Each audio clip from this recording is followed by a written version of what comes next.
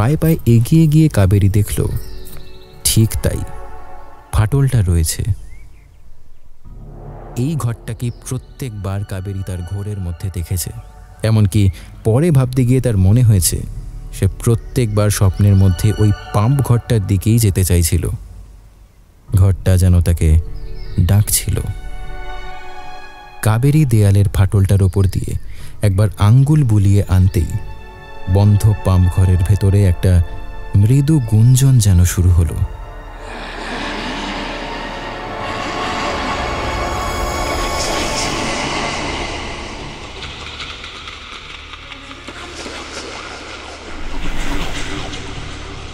কাবেরী তার সাজানো দাঁতের শাড়ির ফাঁকে ছোট্ট সুন্দর ঠোঁট দুটোকে কামড়ে ধরে কিছুক্ষণ সেই শব্দটা শুনল। তারপর ফিসফিস করে বলল, আজ নয়, কাল চাবি নিয়ে আসতে হবে যে। দীর্ঘশ্বাসের মতন একটা ফোঁস শব্দ উঠল। গুঞ্জন থেমে গেল।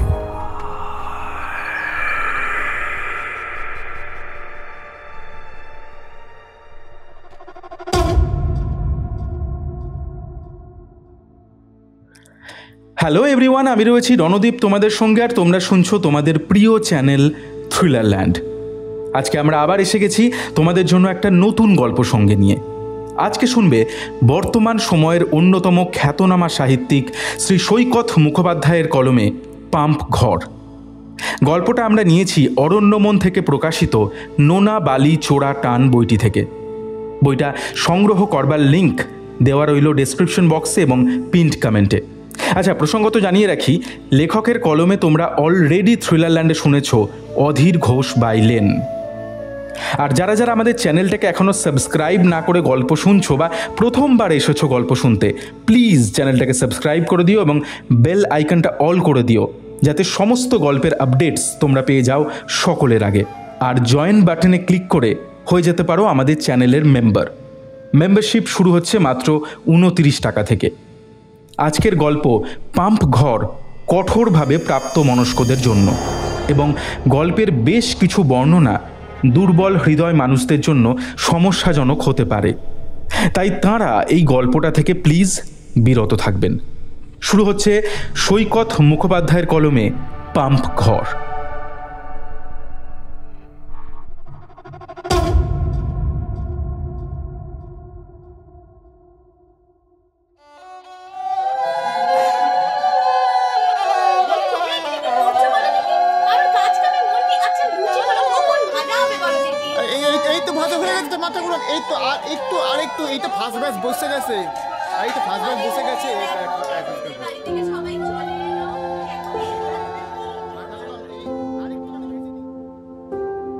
বিয়ের পর তারক নতুন বউকে নিয়ে যে ঘরটায় সংসার পাতল, সেটা আসলে একটা বন্ধ কারখানার কেয়ারটেকারের ঘর।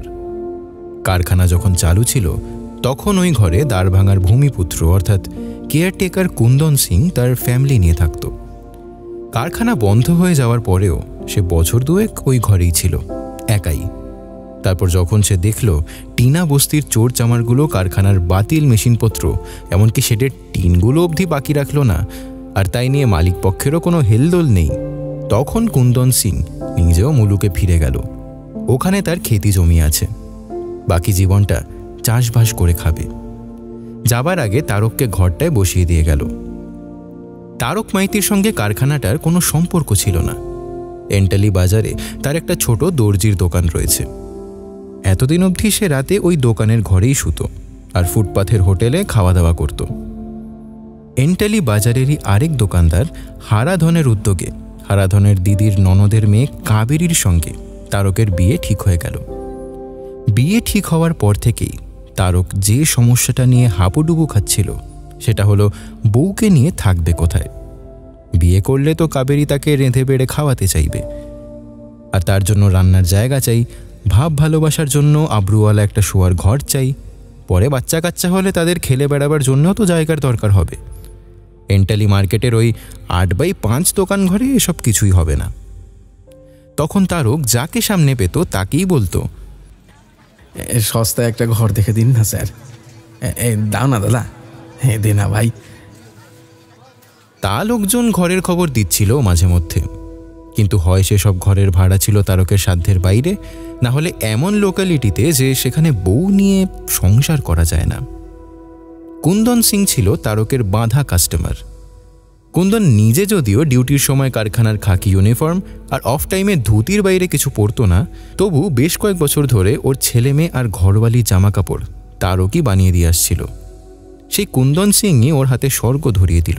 বলল, তুমি এক কাজ করো, আমি তো দেশে চলে যাচ্ছি, তুমি আমার কোয়ার্টারটাতেই থেকো।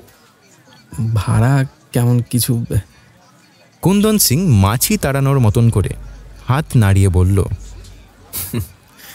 ভাড়াটারা লাগবে না। কোর্টে 4 জন পার্টনারের 8খানা মামলা ঝুলছে, কে নেবে তোমার কি রায়া? আর তাছাড়া এমনিতেই ও বাড়ি 2 দিন বাদে ভেঙে পড়ে যাবে। একবার শুধু আমার সঙ্গে বেলেঘাটার অফিসে যাবে, আমি আমার জায়গায় তোমার নামটা নতুন কেয়ারটেকার হিসেবে এন্ট্রি করে দেবো। মাইনে টাইনে চেয়ে বসো না যেন। তারক পারলে তখনই মার্কেটের রাস্তার ওপরে ডিগবাজি খায়। না না সিংজি, মাইনের দরকার নেই। কিছুদিন একটা মাথা গোঁজার রাস্তা না পেলেই অনেক। তার মধ্যে আমি একটা বেটার জায়গা খুঁজে নিতে পারবো। তো সেই চুক্তিতেই তারক মাইতি তার নতুন বউ, গোত্রান্তরের আগে যার নাম ছিল কাবেরী হালদার, অধুনা কাবেরী মাইতি, তাকে নিয়ে বন্ধ গ্লাস ফ্যাক্টরির কেয়ারটেকারের ঘরে সংসার পাতল।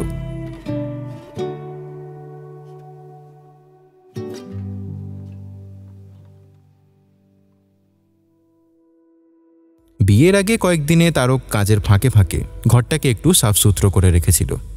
সে পরিশ্রমী ছেলে, বয়স মাত্র 26, তাই ওই কাজটা সে নিজের হাতেই করেছিল। আর তাছাড়া একজন মজুর লাগাতে কিছু না হোক 200 টাকা খরচা আছে, অত বাবুগিরি করার মতো অবস্থা তারকের নেই। জীবনে প্রথমবার কারখানাটার ভেতরে ঢুকে মনটা বেশ দমে গিয়েছিল তারকের। পটারি রোডের ওপরে বিশাল লোহার গেট, তার গায়ে আবার একটা ছোট পাল্লা। মেন গেটে শক্তপোক্ত তালা লাগানো রয়েছে, তবে ছোট পাল্লাটা খোলাই থাকে, ওটা দিয়েই যাতায়াত করতে হয়। মানে ভদ্রলোকরা সেটা দিয়েই যাতায়াত করে। চোরেরা বড় বড় মালপত্র নিয়ে ভাগবার জন্য পেছনের পাঁচিলের অনেকটা জায়গা সুবিধে মতন ভেঙে নিয়েছে। সামনের গেট দিয়ে ভেতরে ঢুকলে প্রথমেই চোখে পড়ে একটা বড় শেড। দেয়াল আর ছাদের টিনের পাতগুলো প্রায় সবই চুরি গিয়েছে। এখন অবশিষ্ট রয়েছে কেবল লোহার বিমগুলো।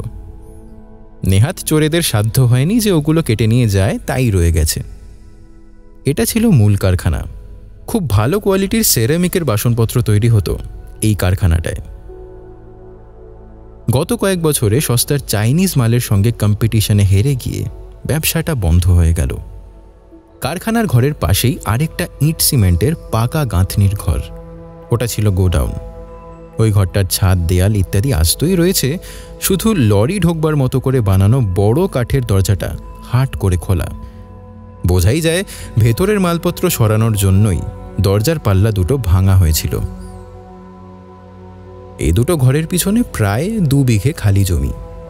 কারখানাটা যখন চালু ছিল তখন ওই জমিটা লরির স্ট্যান্ড হিসেবে ব্যবহার করা হতো। এখন ন্যাড়া অবস্থায় পড়ে রয়েছে। মামলা টামলা মিটে গেলে নিশ্চয়ই চমৎকার একটা হাউজিং কমপ্লেক্স গড়ে উঠবে সেখানে। আপাতত 2 বছরের বর্ষায় পুরো চত্বরটা জুড়ে নানা রকমের জংলা গাছ গজিয়ে উঠেছে।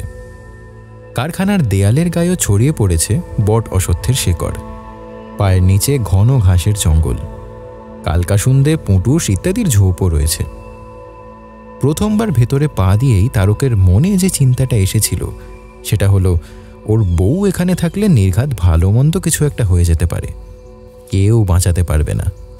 আর ওকে একাই তো থাকতে হবে, কারণ তারক তো বেশিরভাগ সময় দোকানে কাটাবে।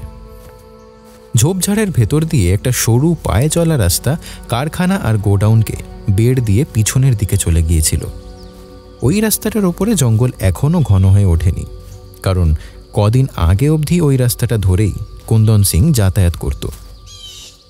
ওই রাস্তাটা ধরেই তারকও কম্পাউন্ডের পেছন দিকে পৌঁছালো এবং কোয়ার্টারটা দেখে বুঝতে পারল মিথ্যেই ও ভয় পাচ্ছিল। কোয়ার্টারটা যেন ছোটোখাটো একটা দুর্গ, উঁচু পাঁচিল দিয়ে ঘেরা একটা 2 কামরার বাড়ি। পাঁচিলের মাথায় ধারালো কাঁটাতারের বুনট, গায়ে লোহার শিট দিয়ে তৈরি এক পাল্লার দরজা। ওই দরজাটা ভেতর থেকে লাগিয়ে দিলে কারোর সাধ্য নেই বাড়ির উঠোনে পা রাখে।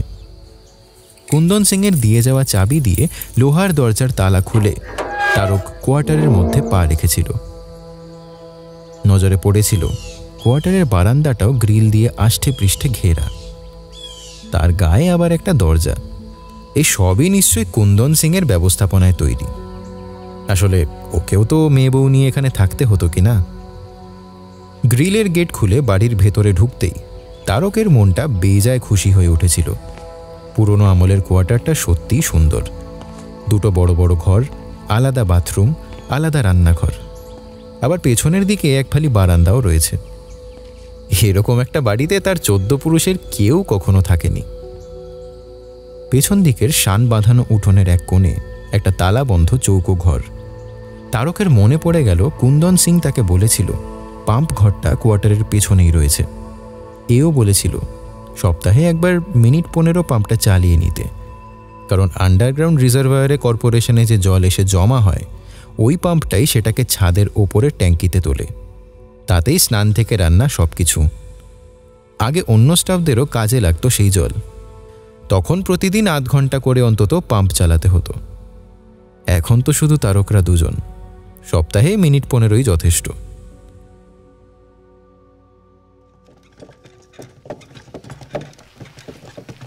তো শ্রাবণ মাসের এক সন্ধেবেলায় তারক মাইতি তার বউ কাবেরীকে রিকশায় চাপিয়ে ওই কোয়ার্টারে এসে উঠল। কাবেরী সামনে সামনে টর্চ দেখিয়ে কারখানার পোড়ো জমিটা পেরোলো। তার পেছন পেছন তারক আর রিকশাওয়ালা দুটো 4টে সুটকেস নিয়ে কোয়ার্টারের বারান্দায় উঠে হাঁপ ছাড়ল। এর জন্য রিকশাওয়ালাকে 20 টাকা বাড়তি দিতে হলো। উপরন্তু তারককে আবার তাকে টর্চ দেখিয়ে গেট অবধি পৌঁছেও দিয়ে আসতে হলো। সে ব্যাটা কিছুতেই ফেরার পথে সাপের কামড়ে মরতে রাজি হচ্ছিল না। কাবেরীর বয়স কম, 20-21 বেশি হবে না। ছোটখাটো চেহারা, গায়ের রং ফর্সাই বলা চলে। নাক চোখ তেমন কিছু নয়, কিন্তু ঠোঁটের কাজটা ভারী সুন্দর। তারক মাইতি মেয়ে দেখতে গিয়ে ওই ঠোঁটের প্রেমেই পড়েছিল।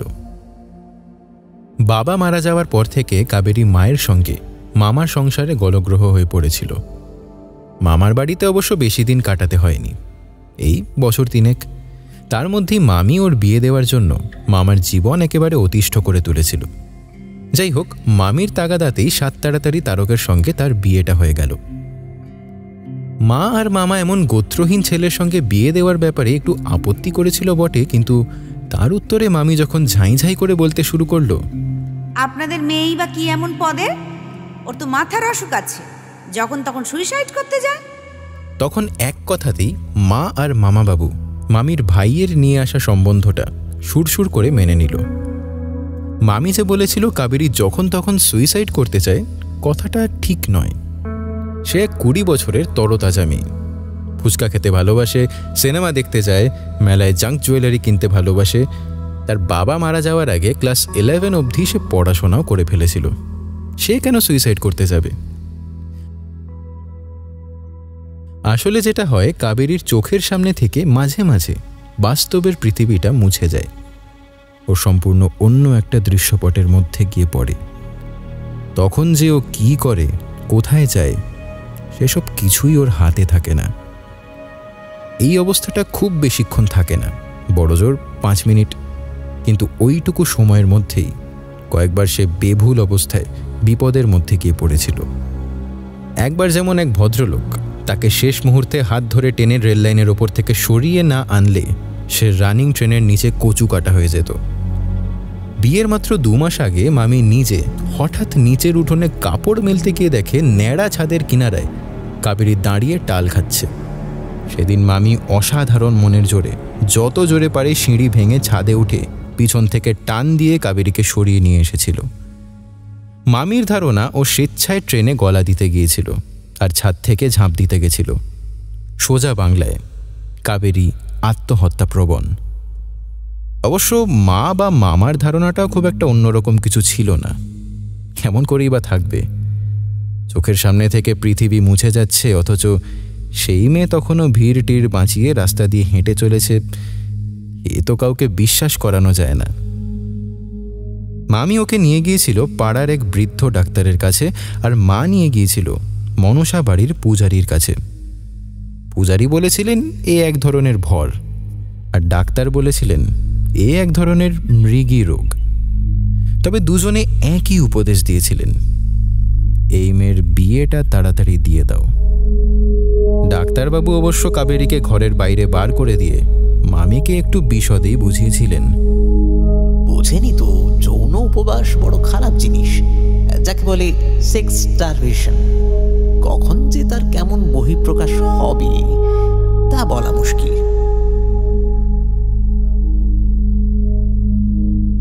কাবেরী ডাক্তারবাবুর চেম্বারের পাতলা প্লাইবোর্ডের পার্টিশনের ওপাশে দাঁড়িয়ে সবটাই শুনতে পেয়েছিল, তবে ভালো বুঝতে পারেনি। মামি পুরোটাই বুঝেছিল এবং প্রমাদ গণেছিল, যার ফলশ্রুতিতে তার ঠিক 2 মাসের মাথায় কাবেরীর বিয়ে হয়ে গেল।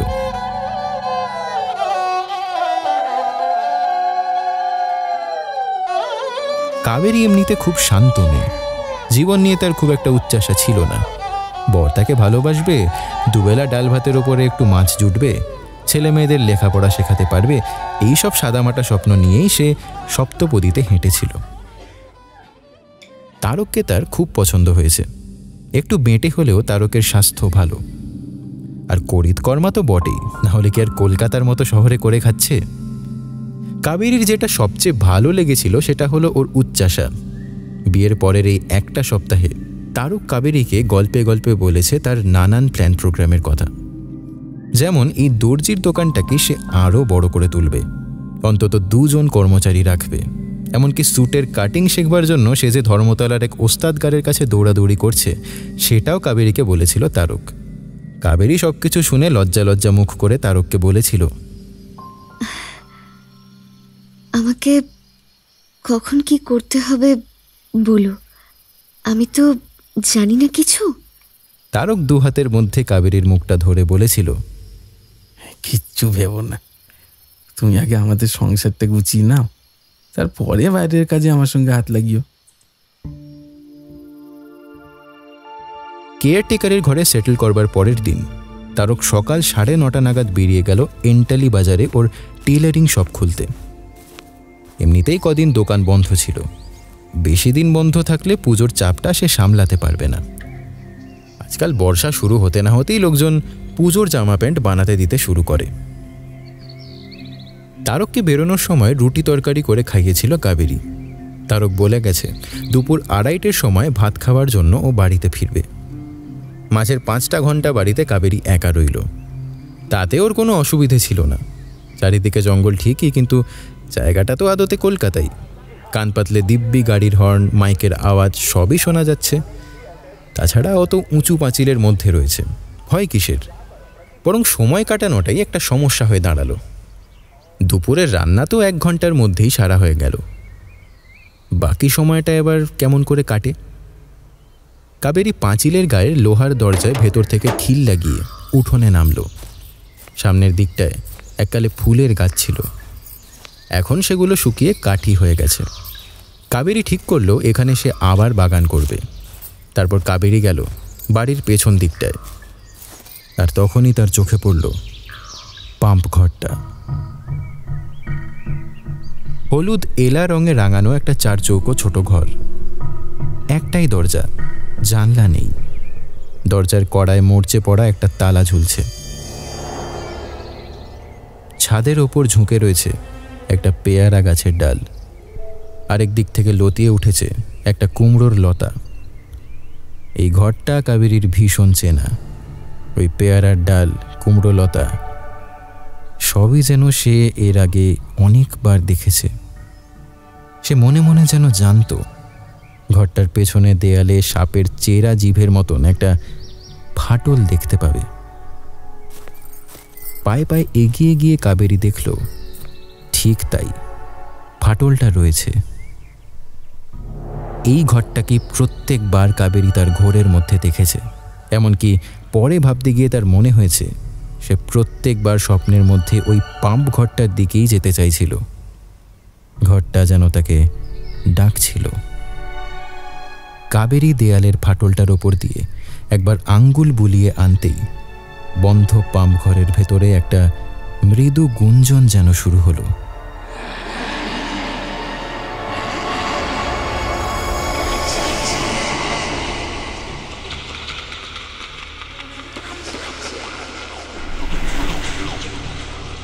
কাবেরী তার সাজানো দাঁতের শাড়ির ফাঁকে ছোট্ট সুন্দর ঠোঁট দুটোকে কামড়ে ধরে কিছুক্ষণ সেই শব্দটা শুনল। তারপর ফিসফিস করে বলল, আজ নয়, কাল। চাবি নিয়ে আসতে হবে যে। দীর্ঘশ্বাসের মতন একটা ফোঁস শব্দ উঠল। গুঞ্জন থেমে গেল।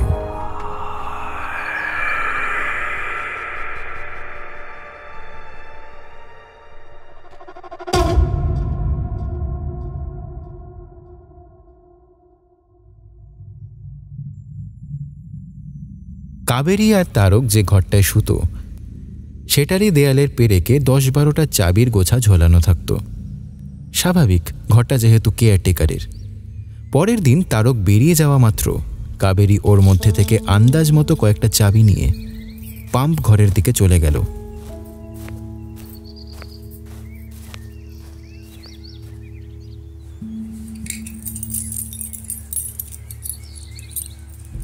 কয়েকবার চেষ্টার পরে একটা চাবিতে পাম্প ঘরের দরজার মোর্চে ধরা তালাটা খুলে গেল।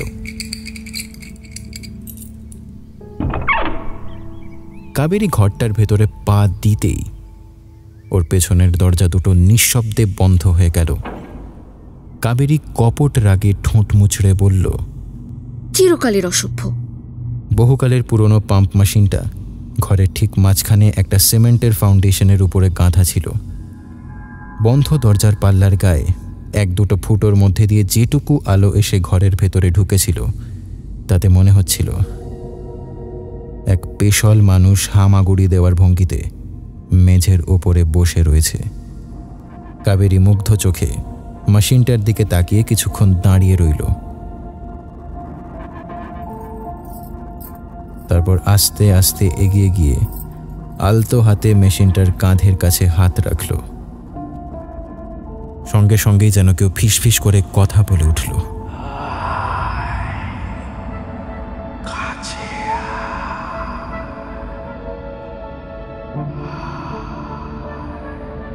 হতে পারে সেটা বাইরের পেয়ারা গাছটারই পাতার শিরশিরানি, হতে পারে সেটা ঘুলঘুলির মধ্যে চড়াই পাখিদের বাসা বাঁধার শব্দ। দরজার ফুটোর ভিতর থেকে আসা আলোর রেখা মেঝের ওপরে পশ্চিম থেকে পূবে সরে সরে যাচ্ছিল। রোদের রং রূপলি থেকে হলুদ হয়ে আসছিল। অনেকক্ষণ বাদে কাবেরী যখন পাম্প ঘরের ভেতর থেকে বাইরে বেরিয়ে এলো তখন ওর গলা, মুখ, কপাল সব ঘামে ভিজে একাকার।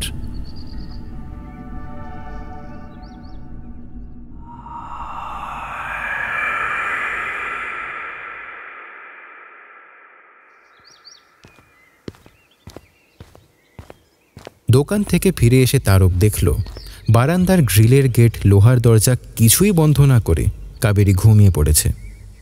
ডাক দিতেই কাবেরী ধড়মড় করে উঠে বসে বলল, ইস, কেমন ঘুমিয়ে পড়েছিলাম দেখো। আমার যে রান্না হয়নি এখনো, কি হবে? তারক আলতো হাতে তার নতুন বউকে জড়িয়ে ধরে বলল, কিচ্ছু হবে না, স্টোভে ডিম ভাত বসিয়ে দিয়ে এই ঘরে চলে এসো। এতক্ষণ তোমার মুখটা না দেখে হাঁপিয়ে উঠেছি, একটু প্রাণ ভরে দেখি তোমায়। এখন আর মুখ দেখতে হবে না, আগে চান করে এসো। কাবেরীর কথায় তারক একটু দুঃখ পেল। বউয়ের কি তাকে পছন্দ হচ্ছে না? খাওয়া দাওয়ার পর তারক সেই অভিমানেই বোধহয় কাবেরীকে খাটের ওপর ঠেসে ধরে তার সালোয়ারের দড়ির দিকে হাত বাড়াতেই কাবেরী বাধা দিল। তারক থতমত খেয়ে বলল, কি হলো? শুরু হয়ে গেছে, এখনো সব বন্ধ। কি শুরু হয়ে গেছে? আহা, নেকা, জানে না যেন মেয়েদের প্রতি মাসে 5 দিন শরীর খারাপ হয়, জানো না? যথাস্থানে কামিজটাকে টেনে নামিয়ে নিতে নিতে তারকের কাছ থেকে একটু সরে শুলো কাবেরী। ঘুমিয়েও পড়ল প্রায় সঙ্গে সঙ্গেই।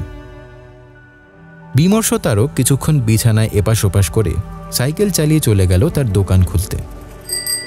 যাওয়ার আগে বারান্দার গ্রিলের দরজায় টিপ তালাটা লাগিয়ে দিয়ে গেল। এই তালাটার চাবির একটা কপি তার কাছে থাকে আর একটা কাবেরীর কাছে বাড়িতে থাকে।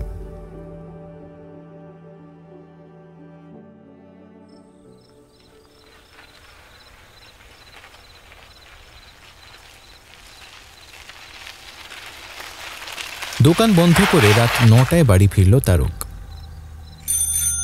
লোহার দরজার সামনে দাঁড়িয়ে সাইকেলের বেল বাজাতেই কাবেরী তাড়াতাড়ি ভেতর থেকে খিল খুলে বেরিয়ে এলো। তারপর আকুল হয়ে তারককে জড়িয়ে ধরল। তারক বুঝতে পারছিল কান্না চাপার চেষ্টায় ওর শরীরটা কাঁপছে। দু হাতে কাবেরীকে জড়িয়ে ধরে তারক জিজ্ঞেস করল, কি হলো শোনা? ভয় পেয়েছ? কাবেরী তারকের বুকে মুখ গুঁজেছিল।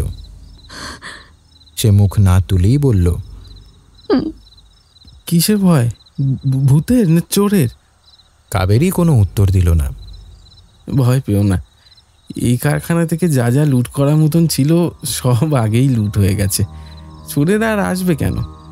আর তাছাড়া কারখানার বাইরেই কেমন জমজমাট বাজার দেখেছো তো? ভূত টুত এর ত্রিসীমানায় ঢুকবে না।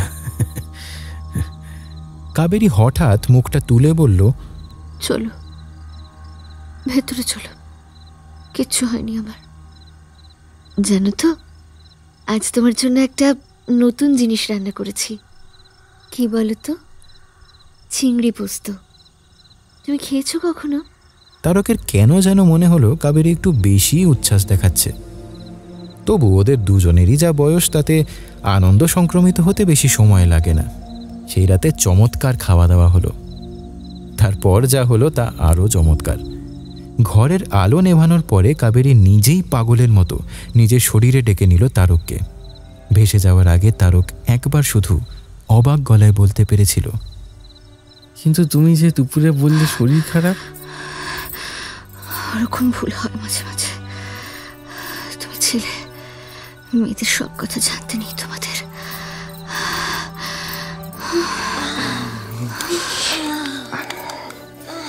তার দুই উরুর মধ্যে তারককে জড়িয়ে নিয়ে উত্তর দিল কাবেরী।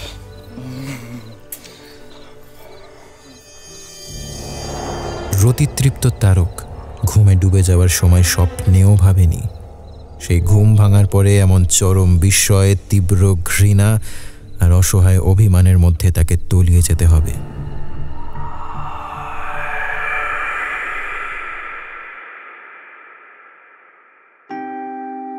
তারকের বরাবরই খুব ভোরে ঘুম থেকে ওঠা অভ্যেস।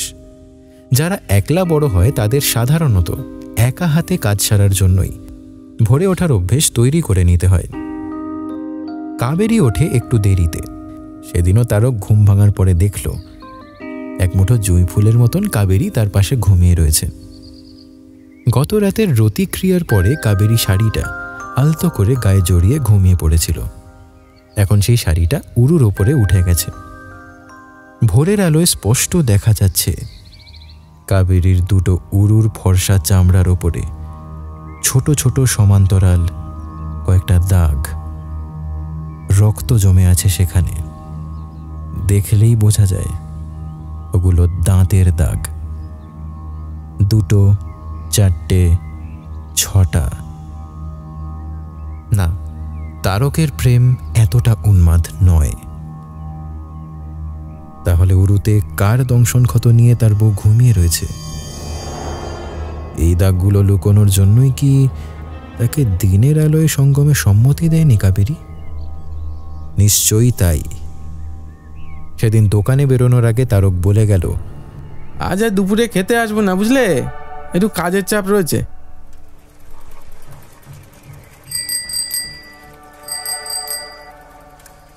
তারক বেরিয়ে যাওয়ার পরে কাবেরী পাম্প ঘরে ঢুকল।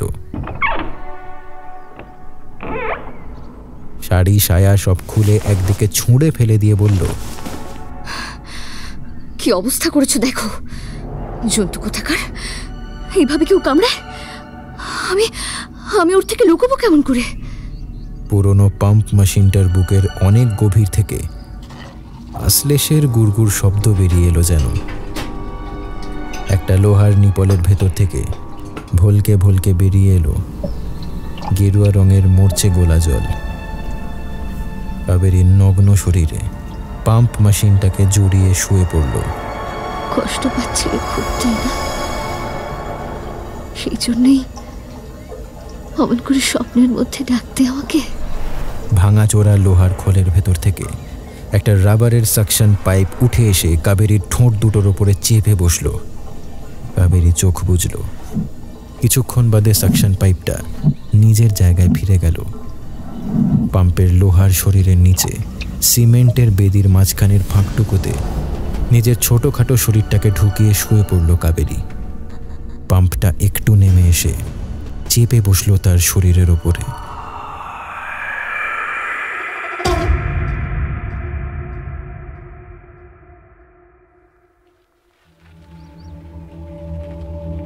তারক জীবনে খুব বেশি মিথ্যে কথা বলেনি, কিন্তু সেদিন বলেছিল।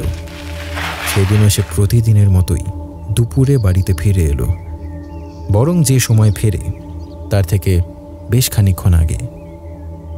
কারখানার গেট দিয়ে ভেতরে ঢুকেই সাইকেল থেকে নেমে পড়ল তারক। খুব সাবধানে, একটুও শব্দ যাতে না হয় সেইভাবে সাইকেলটাকে ঠেলতে ঠেলতে এগিয়ে চলল ঘরের দিকে। লোহার দরজাটায় টোকা মারতে গিয়েই বুঝল দরজাটা খোলা, ভেতর থেকে খিল লাগানো নেই। এক ধাক্কায় দরজাটা খুলেই তারক উঠোন পেরিয়ে দৌড়ে গেল ঘরের দিকে। কি আশ্চর্য, গ্রিলের গেটটাও হাট করে খোলা। কাবেরী কোথায়? ও কি কারখানার চত্বরে জঙ্গলের মধ্যে শুয়ে প্রেম করছে? তারকের চোয়াল শক্ত হয়ে উঠল।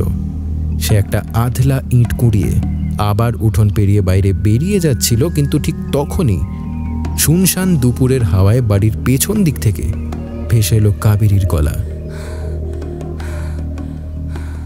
শিকারী বাঘের মতন গুঁড়ি মেরে তারক পেছনের উঠোনে গিয়ে দেখল পাম্প ঘরের দরজার তালাটা খোলা অবস্থায় ঝুলছে। পাল্লা দুটো ভেতর থেকে চেপে বন্ধ করা হয়েছে। তারক মনে মনে বলল, হতচ্ছাড়ি, আজ তোকে দেখাচ্ছি। আর সাবধানতার প্রয়োজন নেই। তারক ছুট লাগালো পাম্প ঘরের দিকে, আর তখনই লোহার রডের মতন কিছু একটা মাটি থেকে ছিটকে উঠে তারকের বাঁ দিকের রগে আঘাত করল। তারক দেখল পাম্প ঘরের মূল পাইপ থেকে এদিকে ওদিকে যে সরু নলগুলো ছড়িয়ে পড়েছে তারই একটা ভাঙা টুকরো সাপের ফনার মতো তার মুখের সামনে দুলছে।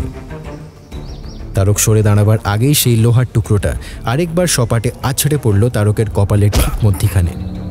সে কপাল চেপে ধরে মনে মনে নিজেকেই খিস্তি করল। কোথায় পা দিচ্ছি দেখছি না শালা, এই বউটার জন্যই মরবো আমি। হঠাৎ পাম্প ঘরের ভেতর থেকে বেরিয়ে এলো কাবেরী। এ কি, তুমি যে বললে দুপুরে আসবে না, শরীর খারাপ হলো নাকি? কাবেরী তাড়াহুড়ো করে পাম্প ঘরের দরজায় তালা লাগাতে যাচ্ছিল। তারক কড়া গলায় বলল, দাঁড়াও, চাবিটা আমাকে দাও, আমি বন্ধ করছি।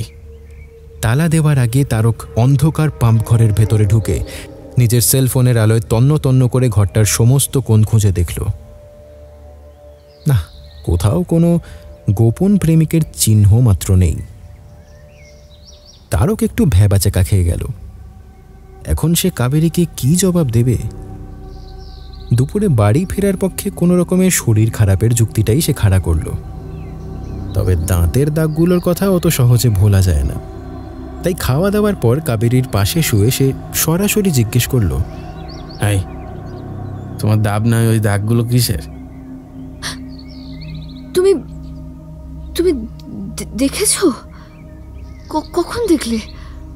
আমি নিজেই তো সকালে কাপড় চোপড় ছাড়ার সময় ওগুলো দেখলাম। কি বিচ্ছিরি না? যা জিজ্ঞেস করছি বলো, কিসের ওই দাগগুলো? হ্যাঁ, ওরকম ভাবে বলছো কেন গো? চারিদিকে যা জঙ্গল, তার উপরে এখন বর্ষাকাল, নিশ্চয়ই কোনো পোকামাকড় কামড়েছে। তারপর হঠাৎই কাবেরী যেন তারকের মনের চিন্তাটা পড়তে পারল। চোখ বড় বড় করে ওর মুখের দিকে তাকিয়ে বলল, তুমি কি আমাকে সন্দেহ করছো? ছি। কথা শেষ হতে না হতেই দু হাতে মুখ ঢেকে এক দৌড়ে ঘর থেকে বেরিয়ে গেল কাবেরী। তারকের মাথায় যেন বাজ পড়ল। পোকার কামড়? হ্যাঁ, হতেই তো পারে। তার ইচ্ছে করল নিজের দুগালে ঠাস ঠাস করে চড় মারে। তারক বিছানা থেকে উঠে দৌড়ে পাশের ঘরে গিয়ে দেখল কাবেরী জানলার গোড়াতে কপাল ঠুকতে ঠুকতে আকুল হয়ে কাঁদছে।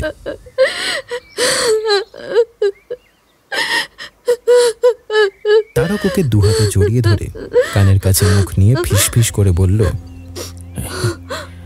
ক্ষমা চাইছি, ক্ষমা চাইছি সোনা, ক্ষমা করো আমাকে, হ্যাঁ ক্ষমা চাইছি। তারপর ওদের ভাব হলো, আর ভালোবাসা তাও হলো। বিকেল 5টা নাগাদ দোকানের দিকে রওনা হলো তারক।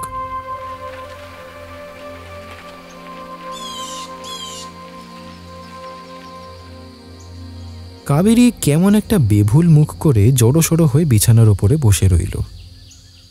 সে বুঝতে পারছিল না যে কেন বা কোন দুঃখে সে পাম্প ঘরের তালা খুলে ওর মধ্যে ঢুকেছিল। তার বর তো মিথ্যে কথা বলার মানুষ নয়। সে নাকি তাকে পাম্প ঘরের ভেতর থেকেই বেরিয়ে আসতে দেখেছে। আর তাছাড়া সত্যিই তো, উরুর ওপরে ওই দাঁতের দাগের মতন দাগগুলো কোথা থেকে এলো? পোকার কামড় হলে তো জ্বালা যন্ত্রণা থাকতো, সেসব তো কিছুই সে টের পাচ্ছে না। সন্ধে নামল।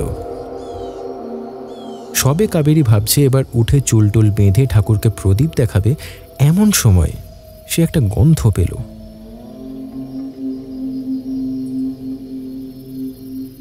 খুব চেনা, খুব পরিচিত একটা গন্ধ।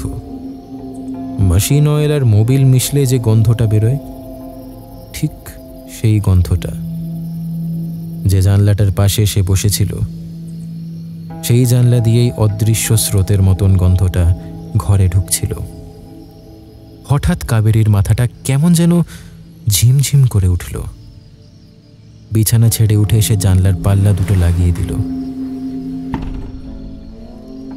মনে মনে ভাবল, আজ তারক বাড়ি ফিরলে তাকে বলবে এই বাড়ি ছেড়ে চলে যেতে। হাজার হোক, কারখানা হচ্ছে কারখানা, আর বাস্তু হচ্ছে বাস্তু। কারখানার মধ্যে সংসার পাতলে সে সংসার কি কখনো মঙ্গলের হতে পারে?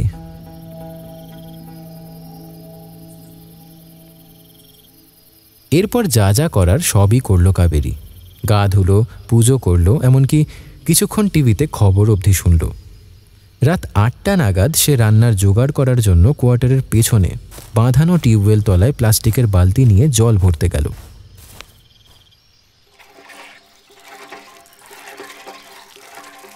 জল ভরার পর যেই সে নিচু হয়ে কলের মুখের নিচ থেকে বালতিটা তুলতে গেল, তখনই একটা মোটা গেরুয়া রঙের জলের ধারা তার হাতের ওপরে এসে পড়ল।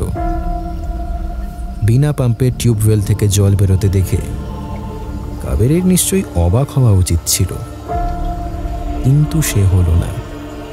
বরং জলের বালতিটা আবার নামিয়ে রেখে সোজা হয়ে দাঁড়ালো। সেই জলের ধারা তখনও একটা দীঘল হাতের মতন টিউবওয়েলের মুখ থেকে ঝরে পড়ছিল। কোমরে আঁচলটা জড়াতে জড়াতে সেই দিকে তাকিয়ে কাবেরী বলল, আমি তো একটা সামান্য মেয়ে, তো ভালোবাসো কেন আমাকে?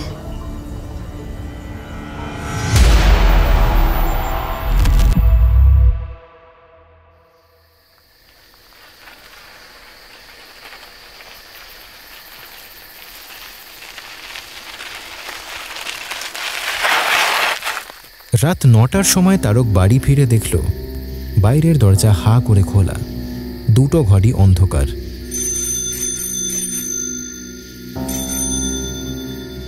সাইকেলের বেলের শব্দেও কাবেরী বেরিয়ে এলো না। তখন তারক ব্যাগ হাতড়ে তার নিজের চাবির কপিটা বার করে গ্রিলের তালা খুলে ঘরে ঢুকল। দেখল কাবেরী অন্ধকারের মধ্যেই বিছানার ওপর চিত হয়ে ঘুমোচ্ছে। ঘরের আলো জ্বালানোর পর তারক দেখল ঘুমন্ত কাবেরীর ঠোঁটের কোণে তৃপ্তির হাসি। হুক খোলা ব্লাউজের বাইরে ধবল স্তনের যেটুকু অংশ বেরিয়ে আছে, তার ওপরে কয়েকটা নতুন কালশিটের নীল দাগ।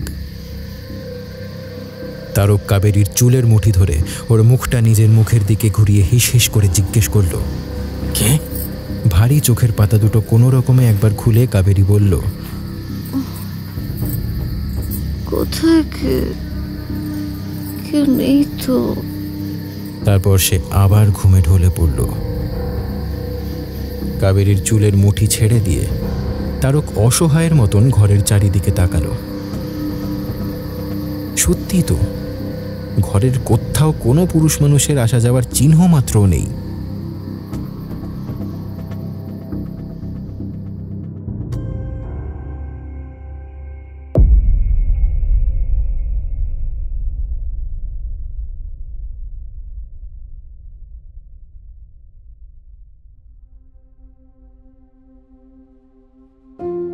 বর্ধমান জেলার এক গ্রাম, নাম বসুদহ। আসানসোল রানীগঞ্জের কয়লাখানি অঞ্চলের ভেতরেই এই গ্রামটা পড়ে। ট্রেনে কিংবা বাসে পাণ্ডবেশ্বর অবধি এসে 2.5 কিলোমিটার কাঁচা রাস্তা ভেঙে এই গ্রামে পৌঁছাতে হয়। গ্রাম বলতে যে শ্যামল সবুজ ছবিটা চোখের সামনে সবার ভেসে ওঠে, বসুদহ তার ব্যতিক্রম। এখানে গাছের পাতা, মাটির রাস্তা, ঘাসের শীষ, ছাগলের লোম, মুরগির পালক, এমনকি মানুষের চামড়ার ওপরে অবধি ধুলোর মতন মিহি একটা কয়লার আস্তরণ জড়িয়ে থাকে। ফলে শ্যামলতার চিহ্ন কোথাও নেই, সবই কালো। আসলে বসুদহর কাছাকাছি ইসিএল এর যে ওপেন কাস্ট মাইনটা ছিল, সেটা বছর 3 আগে বন্ধ হয়ে গেছে। তারপর থেকেই শুরু হয়ে গেছে অবৈধ খাদানের চক্কর।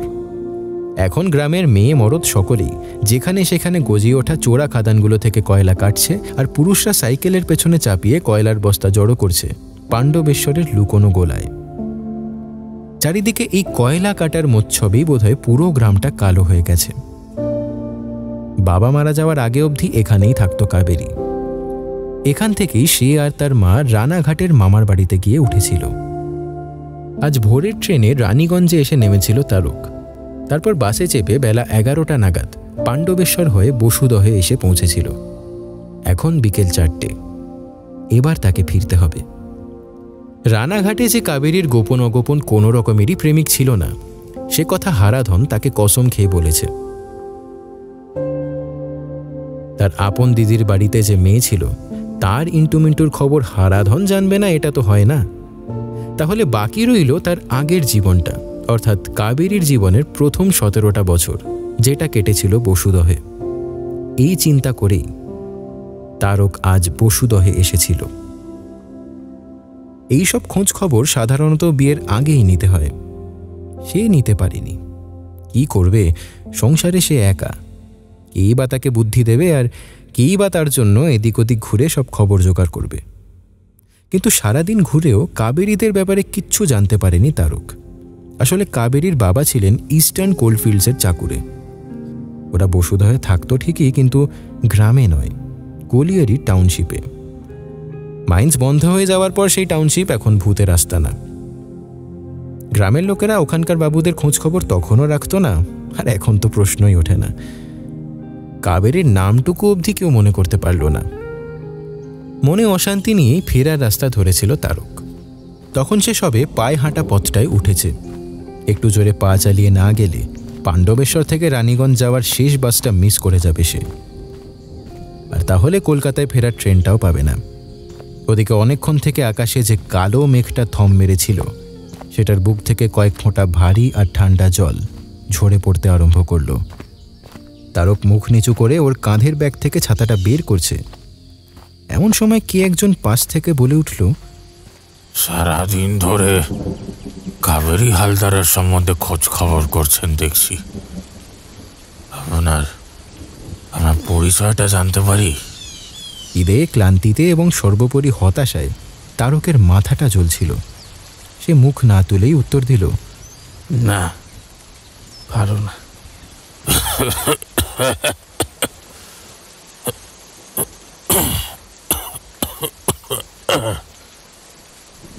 না বললেও আন্দাজ করা খুব একটা কঠিন নয়। রিপোর্টার তো, হ্যাঁ? কাবেরী প্রেমিককে দেখতে চান, তাই না? ততক্ষণে বৃষ্টি বেশ জোরেই শুরু হয়ে গিয়েছিল, কিন্তু তারক হাতের ছাতাটা খুলতে ভুলে গেল।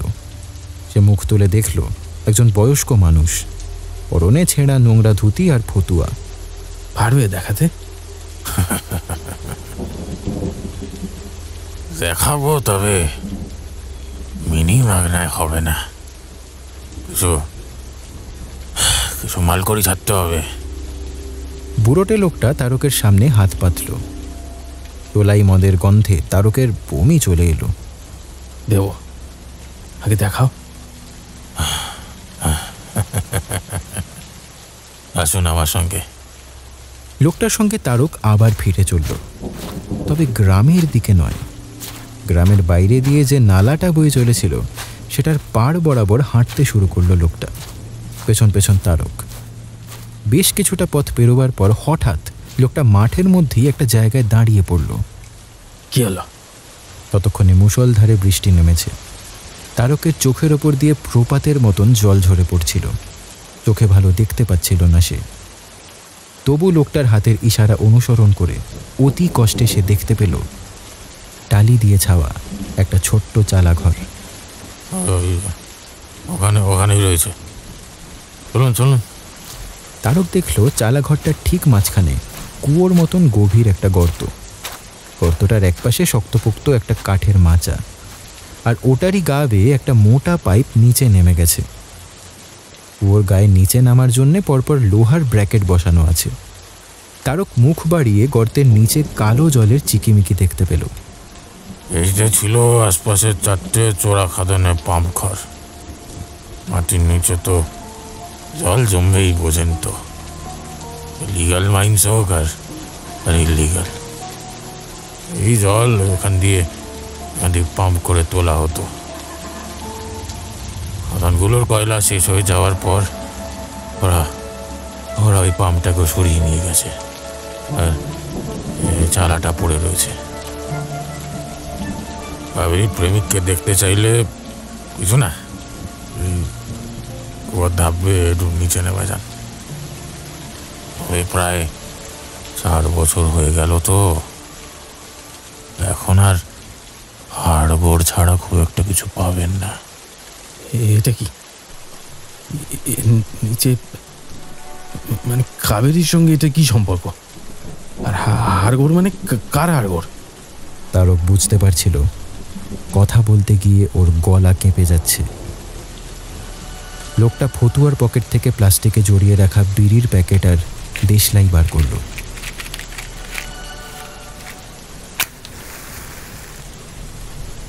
এই পাম্প ঘরের কুয়োর মধ্যেই ওরা মঙ্গল সোরেনকে মেরে পালিয়েছিল। পঞ্চায়েতের ব্যাপার, বোঝেনি তো সব। কিছুতেই যখন ছড়াছড়ি দুটোকে আলাদা করা গেল না, 5 জনে মিলে মঙ্গলকে মেরে ফেলাই ঠিক করলো। ওই পয়সাটা দিন। তারকের বাড়িয়ে দেওয়া 50 টাকার নোটটা বিড়ির প্যাকেটের সঙ্গে প্লাস্টিকে ঢুকিয়ে রেখে লোকটা বলল, চলুন এবার ফেরা যাক, নইলে কিন্তু বাস পাবেন না। ভালো কথা, কাবেরী এখন কোথায় আছেন কিছু জানেন নাকি?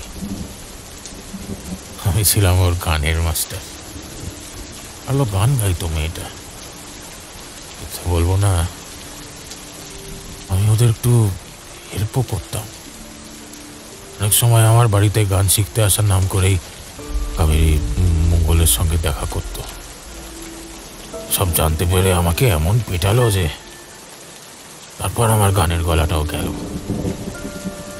যাকে সেসব, আমার যা হয়েছে হয়েছে। মেয়েটা বেঁচে আছে কিনা জানতে পারলে একটু ভালো লাগতো, কিছুই না। তারক মাথা নাড়ল, তারপর একরকম দৌড়েই ফিরে চলল বাস রাস্তার দিকে।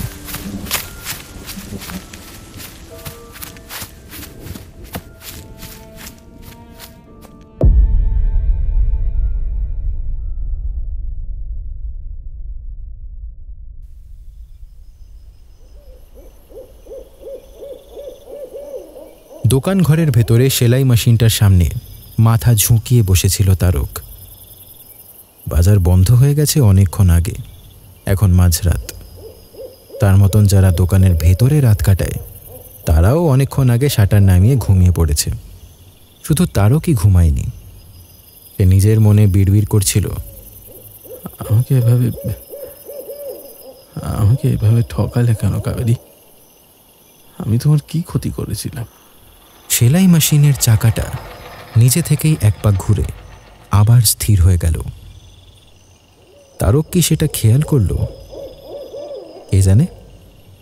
একসঙ্গে দুটো মানুষকে কি ভালোবাসা যায়? যায় না বোধ হয়, যায় না। এটা তোমার বোঝা উচিত ছিল। সেলাই মেশিনের ছুঁচটা নিজে থেকেই কয়েকবার ওঠা নামা করল। সবাই আমাকেই দোষী বলছে, বলছে ওই পাম্প ঘরের ভেতর তোর বউকে ঢুকতে দেওয়া উচিত হয়নি। তারও তুই দেখবি না ভেতরে গ্যাস জমে আছে কিনা। কত খালের বন্ধ ঘর, কার্বন মোনোক্সাইড না কি যেন বলছিল ওরা, তাতেই নাকি তোমার দম বন্ধ হয়ে গিয়েছিল। কিন্তু আমি তো জানি ওসব কিছু নয়।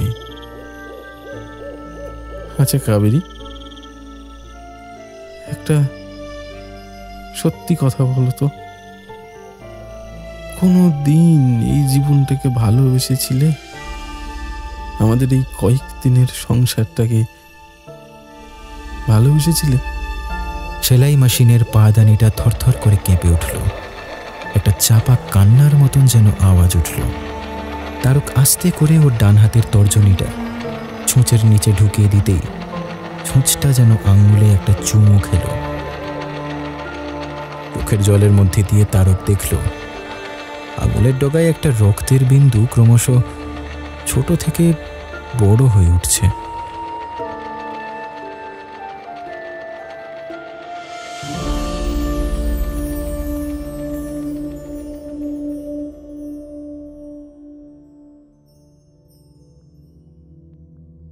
শুনছিলে পাম্প ঘর, কাহিনী সৈকত মুখোপাধ্যায়, গল্প পাঠে এবং গানের মাস্টারের চরিত্রে অনুভব, তারকের চরিত্রে আমি রণদীপ, কাবেরীর চরিত্রে অধ্যায় ও অন্যান্য চরিত্রে কৌশিক ও শিপ্রা।